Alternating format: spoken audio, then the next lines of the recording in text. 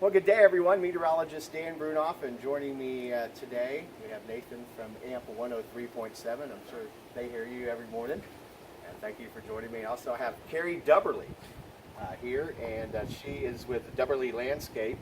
And the reason we're here today is, well, a very exciting event going to be taking place on October 14th here in the North Dallas area. It's the 23rd annual Waterwise Landscape Tour, and it's put on by the Dallas Water Utilities and the Dallas County Master Gardeners. And they're going to be doing 11 toured homes, featured homes, with native species of plants that pretty much grow only in this type of environment, an arid environment. And believe it or not, with our 32 inches of rain a year, that is enough water to get a nice, substantial landscape built around your home, with plants that are native here to North Texas and pretty much all of Texas. And so, again, Carrie's here. You designed all this, didn't you? I designed it, installed it, and we maintain it. Okay. And so I see, this is a beautiful home, by the way.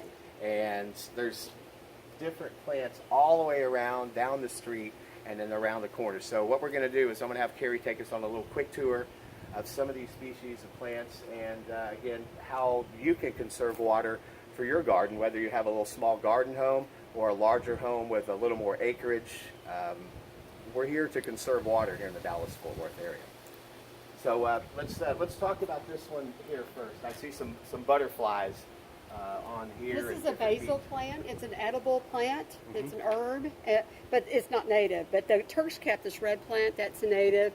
And then behind it you see a pink Turk's cap and then Texas sage. That's all native plants, and they're all feeding the birds, bees, butterflies. I mean, we just saw a hummingbird not more than 2 weeks ago. Yeah, that was really cool. Well, let's come around the corner here and this is Datura. This was blooming like crazy about 3 weeks ago, and it's just taking a rest, and it'll start blooming again. It blooms big, huge white flowers at night. Okay. And then this is a mist flower. There's butterflies all over it. Greg's salvia. This is the one that the hummingbirds visit all the time. They love this plant. And then this is an aster. It's going to be ablaze with purple flowers when you're on the tour. Rosemary. This blooms at awkward times of the year when there's nothing else blooming. So you have bees have food in the wintertime. And then Joey loves cacti. So we have a whole lot of cacti for him. We've got a native Texas lantana. It's just taking a little break right now. It bloomed like crazy 3 weeks ago.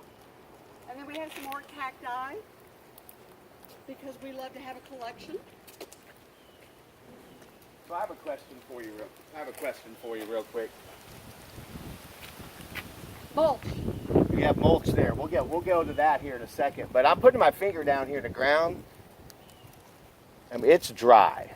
Very, very, very dry. So there's no irrigation in here, is there? No sprinkler system, nothing. Nothing right here. Okay. And we just installed this part, but we keep a mulch of about 3 to 4 inches to slow down the evaporation. Okay. It helps the plants a lot. Yeah, and that helps keep the moisture in. And it also acts as a fertilizer. Okay. Yeah, and then this is the Greg's mist flower. This is the one that the butterflies over here. I'm going to have you say that one more time. Which one is this? This is Greg's mist flower. Okay. This is essential for the monarchs when they are traveling to Mexico for their overwintering, and the monarchs will be covered. This will be covered with monarchs. There's also a lot of queen butterflies that look like monarchs. As you can see, there's about 4 butterflies on this Greg's mist flower right here. I have a question.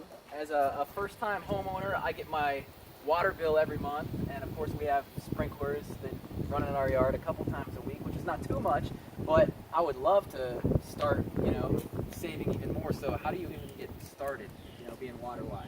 Well, first of all, turn off your irrigation. If you're thinking about watering, take a screwdriver and stick it in the soil. If you can get in the soil and pull it out easily, and it's got a clump of wet clay soil on it, you don't need to water. So don't use the automatic if you don't have to. At my house, we really only water about once a week in the really dry, hot summer. Okay. So I'm not watering 9 months out of the year. Okay.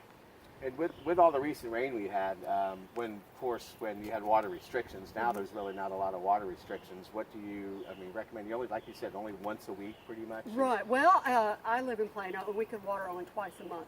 And as you can imagine, as a gardener, my garden was still lush and beautiful. People overwater.